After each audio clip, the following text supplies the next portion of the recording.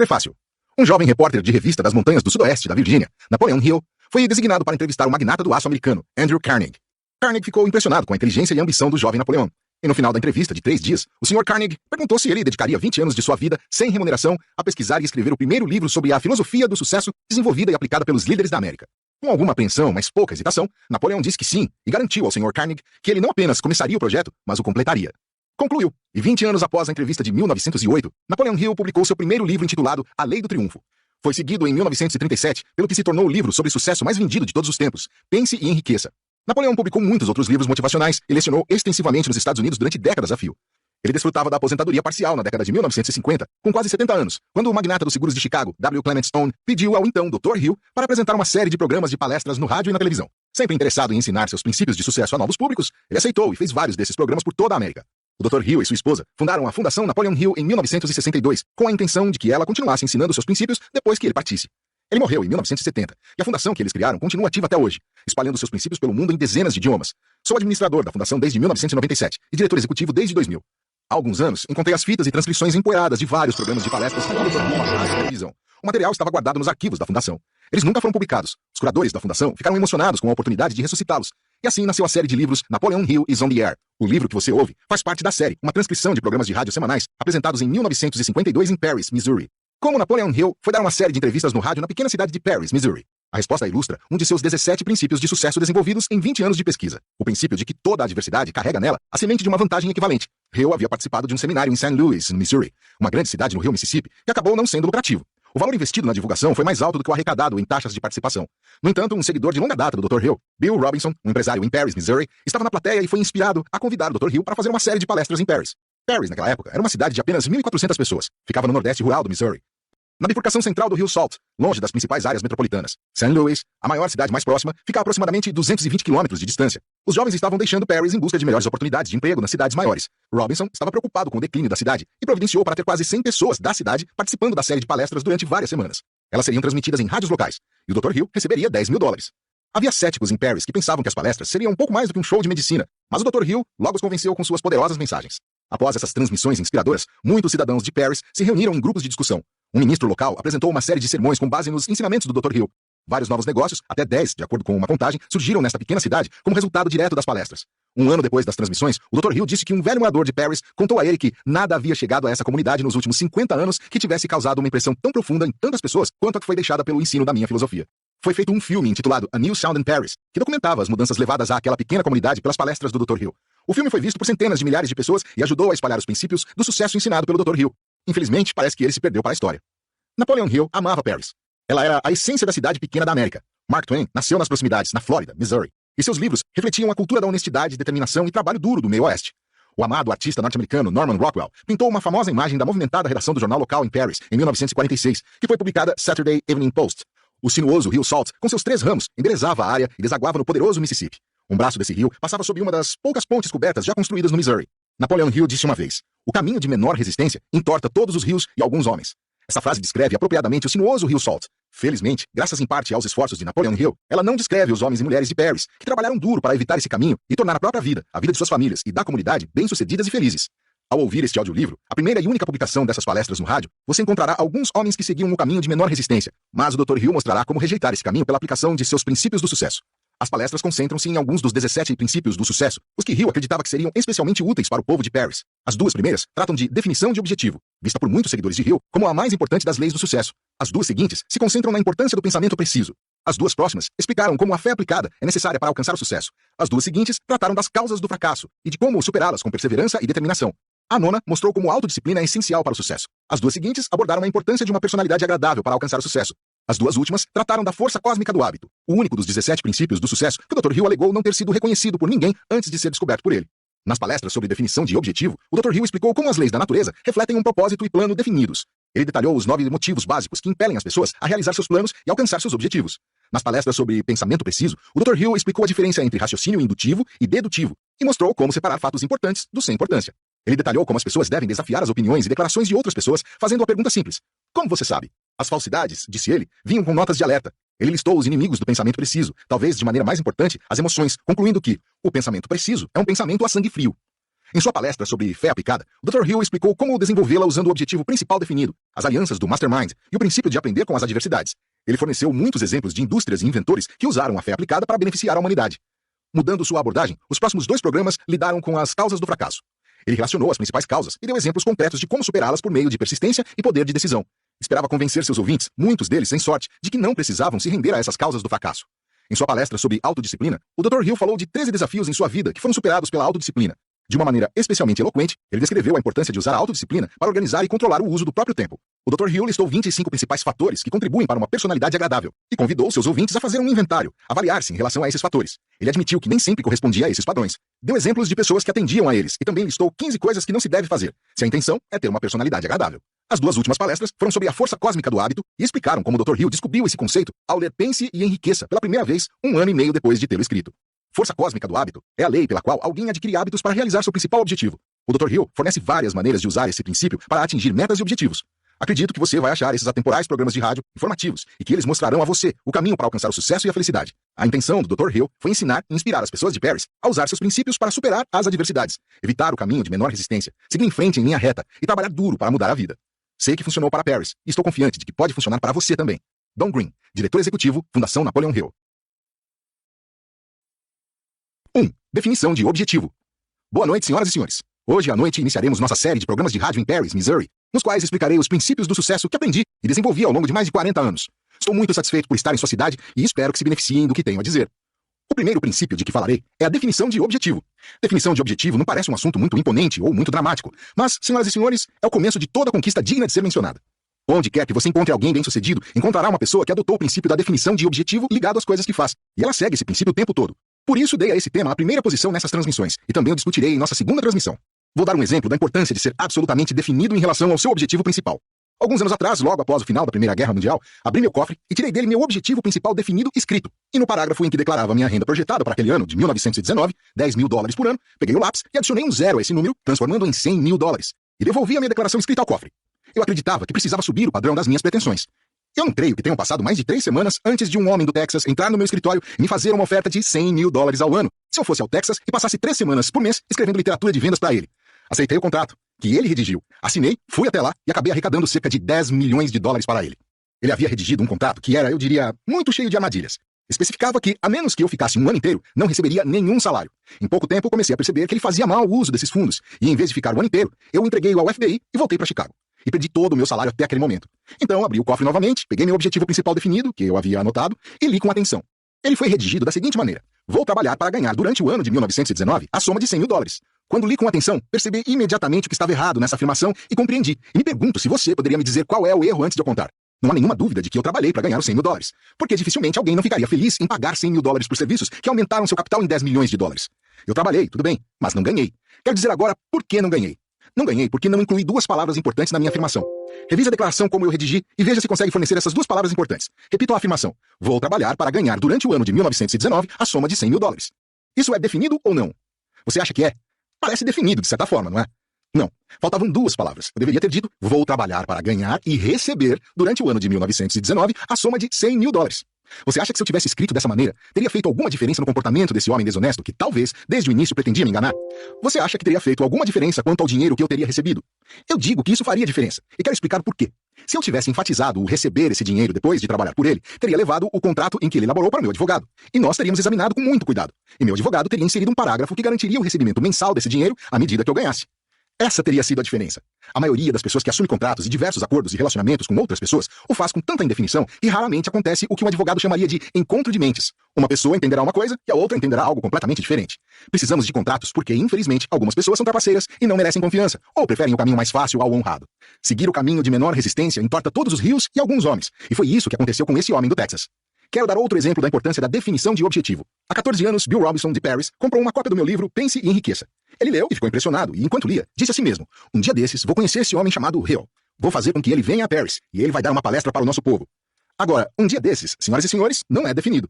14 anos se passaram. Ele estava deitado na cama, lendo um dos jornais de St. Louis, no qual viu um anúncio sobre um curso que eu daria em St. Louis. Dessa vez, ele fez outra declaração. Pulou da cama e disse: vou a St. Louis ver esse homem e vou trazê-lo aqui imediatamente. Essa foi uma abordagem definida. Ele foi até lá. E aqui estou eu.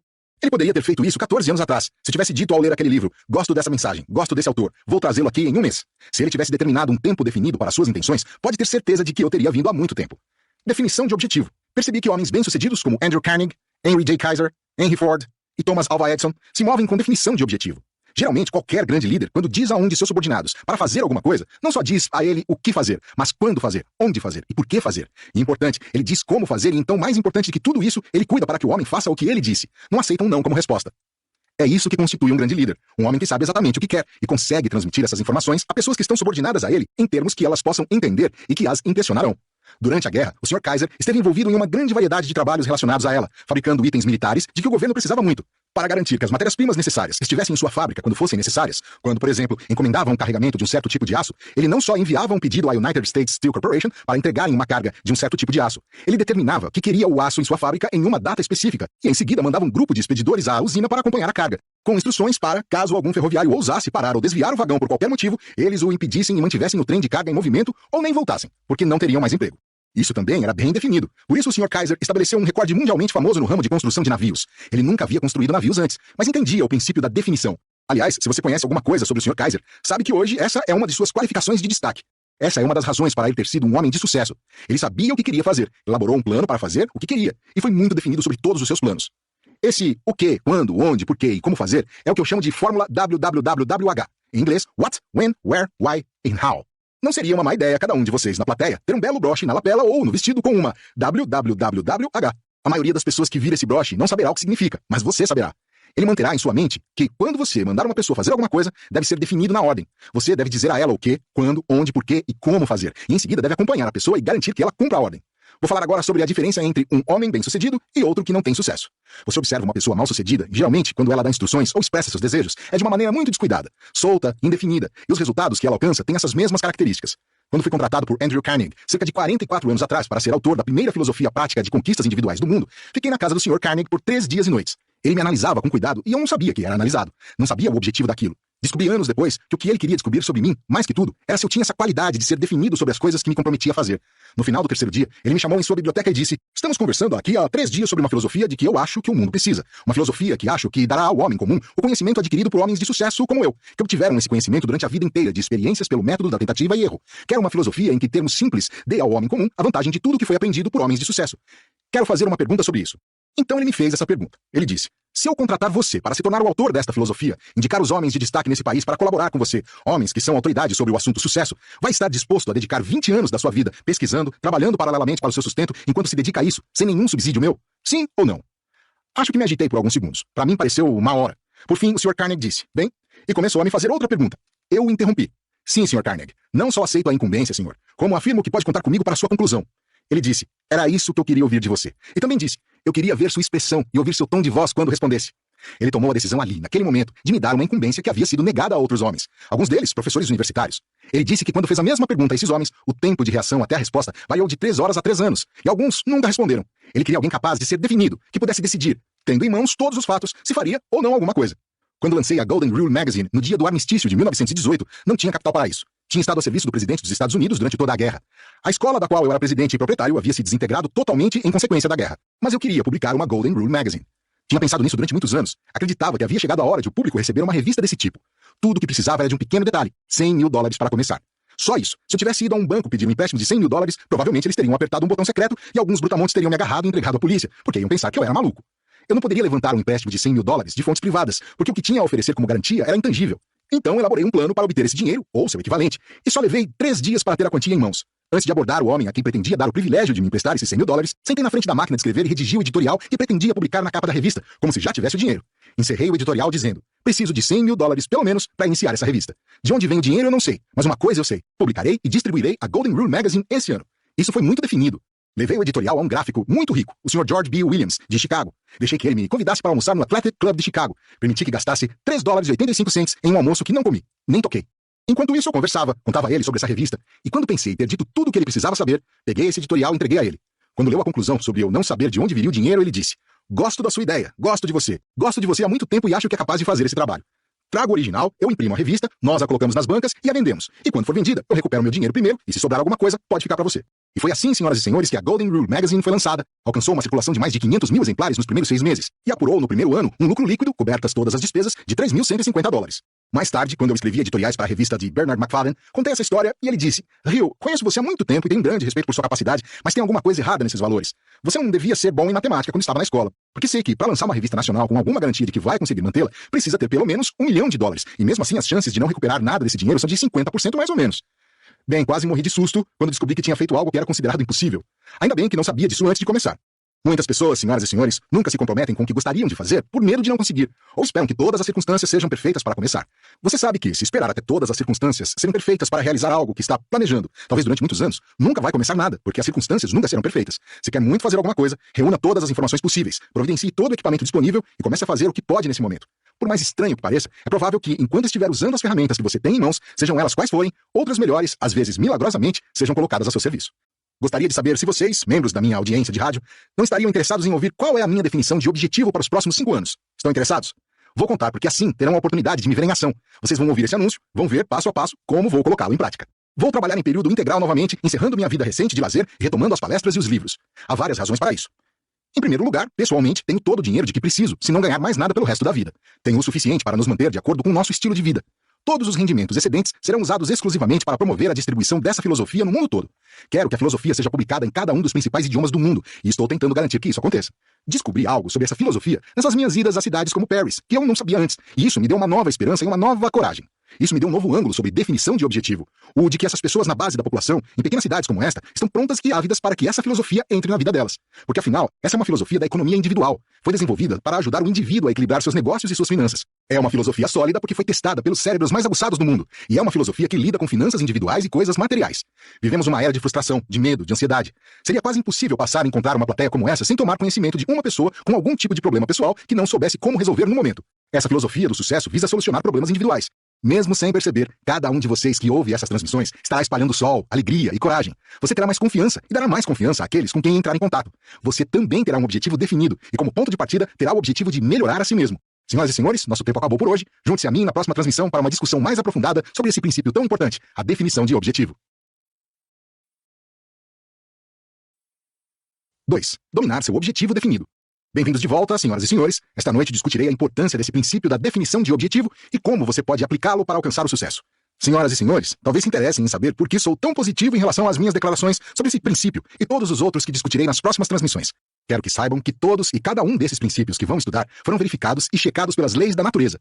Quando se pode ter a confirmação da solidez de um princípio pela própria natureza, não vai errar.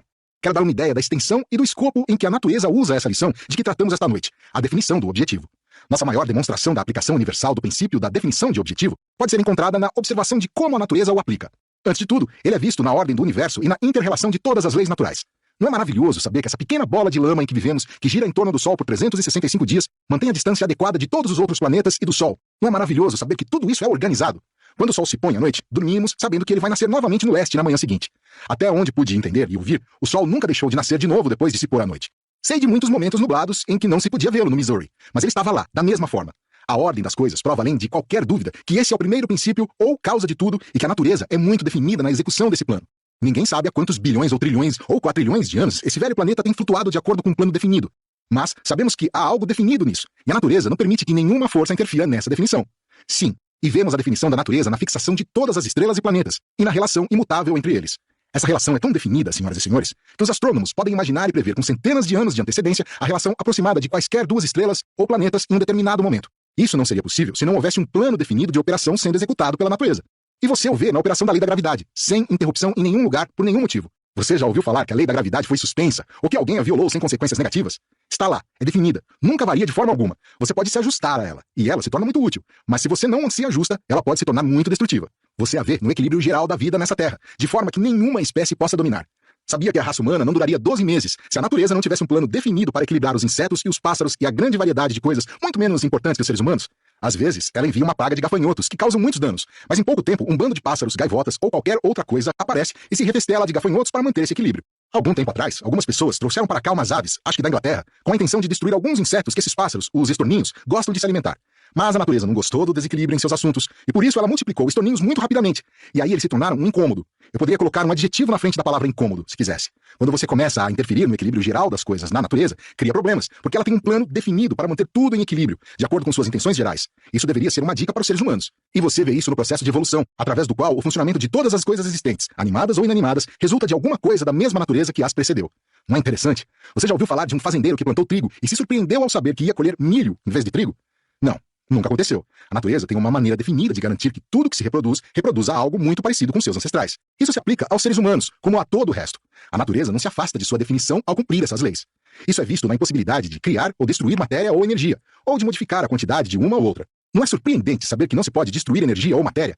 Você também não pode diminuir ou aumentar a quantidade de uma ou outra. Você pode transformá-las de um estado para outro, mas não pode interferir na quantidade. Quando você consome uma certa quantidade de energia, a natureza tem um jeito de repô-la e equilibrar seu estoque. Ela não permite que você esgote toda a eletricidade, por exemplo.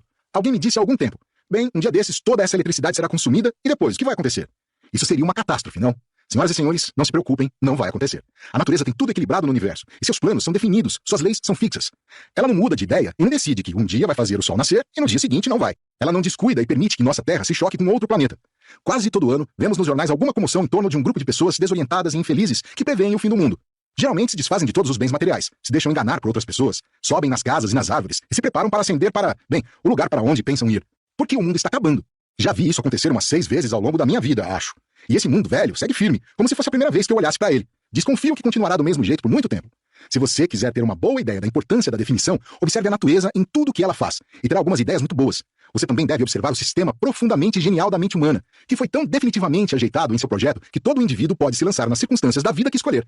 Ele pode delimitar o espaço que ocupará como indivíduo e determinar, em muitos aspectos, seu destino na Terra, sendo este o único assunto sobre o qual qualquer indivíduo tem controle total. Não é maravilhoso saber que a natureza definitivamente deu a todo ser humano o direito de determinar o próprio destino na Terra, usar a mente e se engajar no tipo de atividades que quer desenvolver? Imediatamente você dirá: bem, isso não se aplica à Rússia hoje, e não se aplicou à Alemanha por um tempo. E como as coisas estão acontecendo agora, se continuarmos assim, não vai se aplicar a nós aqui nos Estados Unidos. Não vamos ter tanta liberdade para fazer o que quisermos, trabalhar quando quisermos, escolher a ocupação que quisermos. Mas, senhoras e senhores, permitam que eu retroceda uns 5 ou 6 mil anos e chame sua atenção para o fato de que toda e qualquer pessoa que já se dedicou a mudar os planos da natureza sofreu consequências. Aqueles homens no Kremlin e em outras partes do mundo que agora estão tentando tirar da humanidade essa grande prerrogativa de controle da mente individual vão sofrer as consequências. Aí tem o elemento tempo. Às vezes pensamos que o tempo é limitado demais. Agora parece que é. Mas, se não me engano, a natureza tem muito tempo disponível. Ela pode esperar muito para punir Joseph Stalin e os outros, mas o punirá. Isso é definido. Ela nunca permitirá que ele tire a liberdade das pessoas, porque essa é a única coisa que o Criador deu a todo mundo. Definição e a impossibilidade de contornar ou suspender, mesmo que por um segundo, qualquer uma das leis da natureza. Com certeza, isso é fixação de objetivo. Você nunca ouviu falar de alguém que tenha contornado as leis da natureza ou tentado contorná-las sem sofrer as consequências. Às vezes, imediatamente. Você pode tentar desafiar a lei da gravidade, com certeza. Pode subir em um prédio alto e pular, se for tolo o suficiente. A menos que tenha alguém esperando lá embaixo com uma rede ou algum jeito de segurá-lo, você vai sofrer as consequências, mas nem vai saber disso. Claro, você pode tentar desafiar as leis da natureza. Pode desafiar todas elas, mas vai ter que pagar por isso. A natureza tem penalidades definidas para a violação de todas as suas leis e recompensas definidas pelo cumprimento delas. Não há como escapar disso. Não faz diferença qual é a sua religião. Nenhuma diferença. Temos que concluir que a natureza tem planos definidos para lidar com seres humanos aqui na Terra agora, e que ela tem recompensas generosas para aqueles que descobrem quais são seus planos e se adaptam a eles, bem como grandes penalidades para aqueles que não se adaptam. Uma das responsabilidades e um dos privilégios dessa filosofia de sucesso que descobri é orientar as pessoas de maneira prática e compreensível sobre as coisas da natureza, as leis da natureza e os modos e meios de adaptar as ações do indivíduo a essas leis. Agora, senhoras e senhores, quero apresentar alguns fatores importantes relativos à aplicação da definição de objetivo. O primeiro é que o ponto de partida de todas as realizações individuais é a adoção de um objetivo definido, acompanhado de um plano definido para sua realização, seguido de uma ação apropriada. Há 3 palavras-chave aqui para lembrar, se você não conseguir guardar tudo que eu disse. Deve haver um objetivo, deve haver um plano e deve haver uma ação. Objetivo, plano, ação. Não basta dizer: bem, um dia desses vou entrar no ramo da madeira. Um dia. Um dia desses nunca chega. Mas se você disser: a partir da semana que vem vou encomendar o material necessário e entrar no ramo de cortar e vender madeira em Paris, Missouri, e se tiver o capital disponível e começar a agir, isso é definido. O segundo fator é que todas as conquistas individuais são resultado de um motivo ou de uma combinação de motivos. Tudo que você faz desde o momento em que toma consciência de si mesmo até morrer é resultado de um motivo. Ninguém nunca faz nada sem um motivo, e existem apenas 9 motivos básicos. É importante lembrar sempre que esses 9 motivos básicos são o ABC do sucesso. Você nunca deve, em nenhuma circunstância, pedir ou esperar que alguém faça alguma coisa sem plantar na mente dessa pessoa um motivo ou uma combinação de motivos que justifique seu pedido. Eu jamais pediria a alguém para fazer alguma coisa sem antes sentir que plantei na mente dessa pessoa um motivo. E também justifiquei o pedido. Se você fizer isso, nunca vai dar errado. Aqui estão os 9 motivos básicos, cuja combinação é usada por todas as pessoas que realizam qualquer coisa. O primeiro é a emoção do amor. Você se surpreenderia com quantas relações humanas são estabelecidas, quantas fortunas são construídas e perdidas, e quantas coisas acontecem nesse mundo como resultado desse motivo, do amor. É o maior de todos os motivos e a maior de todas as emoções. E é também o mais perigoso, especialmente para aqueles que soltam as duas pontas da corda e dizem, vou mergulhar de cabeça.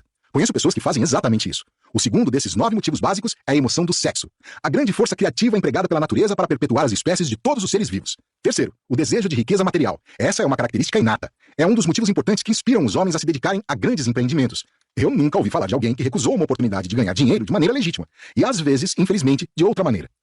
O quarto desses 9 motivos básicos é o desejo de autopreservação.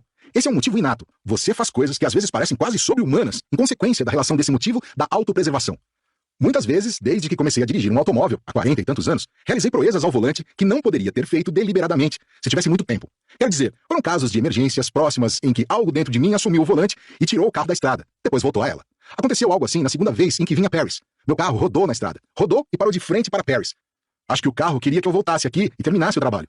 Lá estava eu, a caminho daqui novamente. O desejo de autopreservação é um motivo enfático. O quinto motivo básico é o desejo de liberdade de corpo e mente. O Criador não só deu a você o direito à liberdade, o direito inato de controlar a própria mente e, por meio desse controle, obter liberdade para si mesmo, mas plantou em sua mente o desejo por essa liberdade. Se tem algo que aqui na América nós valorizamos hoje acima de todas as coisas, isso é o privilégio de ser quem somos, dizer as coisas que queremos dizer, fazer as coisas que queremos fazer. Obviamente, nem sempre podemos dizer as coisas que gostaríamos de dizer, mas podemos chegar bem perto disso. Liberdade. Temos muita liberdade nos Estados Unidos, mais do que em qualquer outra nação do mundo. Este é um dos motivos para fazermos algumas das coisas que fazemos agora, a fim de proteger essa liberdade. O sexto motivo é o desejo de expressão e reconhecimento.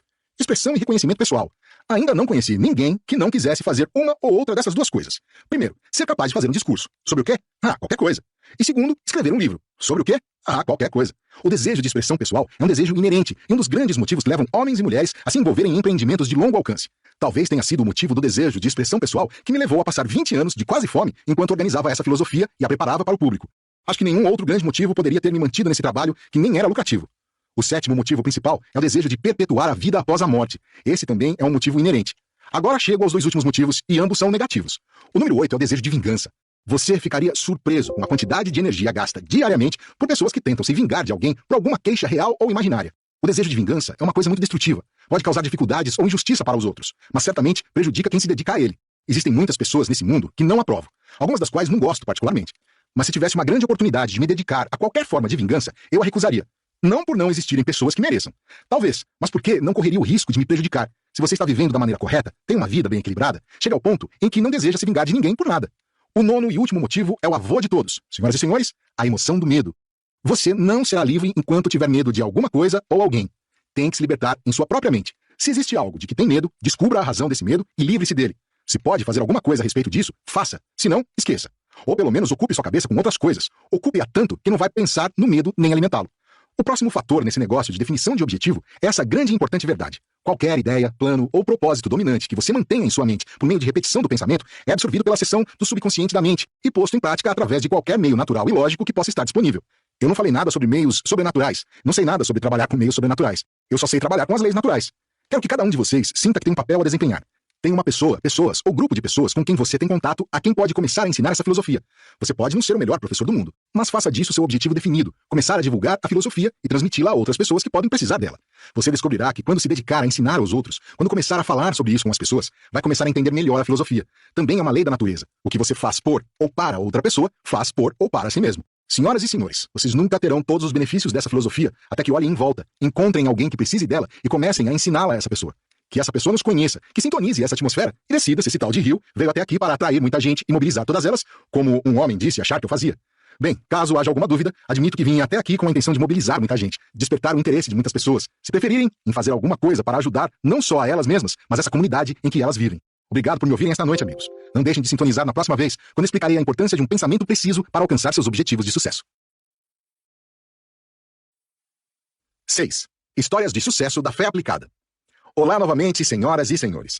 Esta noite continuaremos nossa discussão sobre o importante princípio da fé aplicada.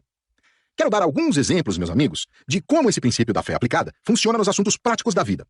Ao fazer minha pesquisa, iniciada em 1908, a pedido de Andrew Carnegie, tive a sorte de me associar ao falecido Dr. Alexander Graham Bell, o inventor do telefone, e Sir Thomas Alva Edison, e ao Dr. Elmer R. Gates, um excelente cientista que na época morava em Chevy Chase, Maryland. Esses três homens, durante muitos anos antes de eu ter tido o privilégio de conhecê-los e trabalhar com eles, fizeram extensas pesquisas sobre esse fenômeno peculiar conhecido como mente subconsciente. Eles fizeram descobertas notáveis e quero chamar sua atenção em particular para as descobertas do Dr. Elmer R. Gates. Quando fui ver o Dr. Gates, sua secretária disse: "Sinto muito, mas o Dr. Gates está aguardando ideias agora e não pode ser perturbado." Eu respondi: "Como é?" Ela explicou: "Ele está sentado para ter ideias." Eu perguntei: "E o que isso significa?" Ela respondeu: "Bem, você vai ter que esperar o Dr. Gates sair e pedir que ele explique. É demais para mim." Esperei cerca de 2 horas, e quando ele saiu, repeti a conversa que tive com sua secretária. E ele disse: "Você gostaria de ver como eu fico sentado para ter ideias?" Eu respondi: "Certamente gostaria, doutor." Ele me levou a uma sala construída especialmente para isso, à prova de som e projetada para que ele pudesse bloquear praticamente todo o barulho e toda a luz. Essa sala tinha cerca de 3 por 3 metros. Nela havia uma pequena mesa de madeira sobre o qual tinha um botão elétrico e uma lâmpada elétrica diante de uma cadeira, além de uma grande pilha de papel e lápis. Ele me explicou que, quando queria concluir um projeto de natureza técnica, elaborar uma patente ou resolver um problema desconhecido de qualquer tipo, entrava naquela sala, concentrava a mente nos fatores conhecidos de seu problema e exigia que a mente subconsciente revelasse as soluções desconhecidas. Depois apagava a luz e esperava. Às vezes ele esperava 2 ou 3 minutos e as ideias começavam a fluir. E ele acendia a luz e começava a escrever. Às vezes ele esperava 1 ou 2 horas e não obtinha resultados, mas ele disse que os resultados apareciam em aproximadamente 85% das vezes. Em uma ocasião, ele ia escrever por 3 horas, e quando examinou suas anotações, tinha ali a resposta para um problema científico que estudava havia 10 anos sem sucesso. O Dr. Gates tem mais patentes que o Dr. Sir Edison, de longe. Ele não foi tão famoso quanto o Sr. Thomas Alva Edison. Costumava ir aos escritórios de patentes em Washington para examinar as patentes registradas, e percebia que algumas eram válidas no papel, mas não funcionavam no laboratório. Ele então pegava essas patentes e entrava em sua sala vazia, concentraria a mente nos fatores desconhecidos e apresentava a resposta em uma patente melhorada. Dessa forma, ele desenvolveu mais de 250 patentes. Acho que talvez ele tenha sido um dos homens mais notáveis que já conheci. Ele reconheceu como era possível e prático fixar a mente nas coisas que queria e manter a mente ali até que a inteligência infinita começasse a dar respostas. Eu estava dando uma palestra para os alunos da Harvard University Business School há alguns anos e afirmei que o éter é tão sensível que talvez aqui nesta sala em que estou falando agora existiriam outras personalidades presentes se pudéssemos sintonizar nelas e ouvi-las. Os alunos riram quando eu disse isso. Riram porque naquela época o rádio não havia sido inventado. É claro que você e eu sabemos agora que nesta sala em que estou falando tem uma concorrência de bandas, cantores, dançarinos, talvez Edgar Bergen e Charlie McCarthy. Estou competindo com muitas outras inteligências que sabemos que estão aqui nesta sala. Todo o cérebro é uma estação receptora das vibrações do pensamento. Isso está bem estabelecido. Não há dúvida sobre isso, e muitos desses pensamentos com os quais você se preocupa, pensamentos negativos, que você percebe se reunindo à sua volta todos os dias, não são frutos da sua mente, mas de mentes externas, e você talvez ainda não tenha aprendido maneiras e meios de se imunizar contra eles. Em relação a essa transmissão sobre como obter sucesso usando a fé aplicada, você precisa aprender a expulsar de sua mente todos esses pensamentos desagradáveis que não podem fazer bem e causar muitos danos. Você precisa aprender a fazer isso. Precisa se imunizar contra todos os pensamentos que não são úteis. Porque quando o Criador lhe deu controle sobre sua mente, ele pretendia, tenho certeza, que você usasse essa mente para fins construtivos e não destrutivos. O Sr. Edison, enquanto trabalhava na lâmpada elétrica incandescente, fazia uso da fé aplicada o tempo todo.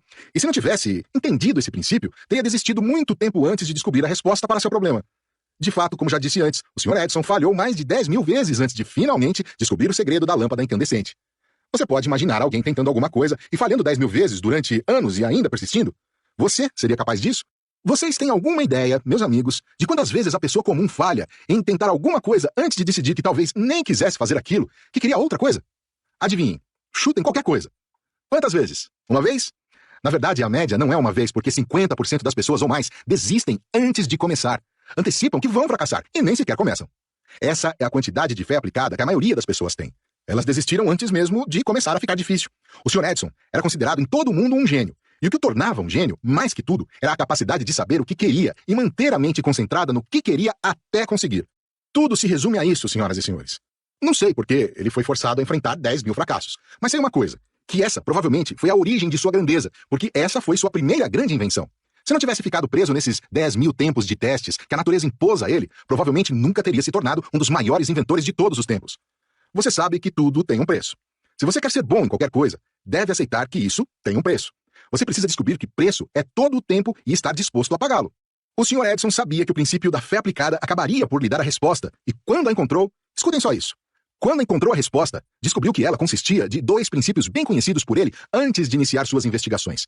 Tudo o que ele precisava fazer era pegar esses 2 princípios e reuni-los de uma nova maneira, casá-los, por assim dizer. E pronto, foi criada a primeira lâmpada elétrica incandescente. Quais eram esses 2 princípios? Antes de tudo, ele aprendeu como outros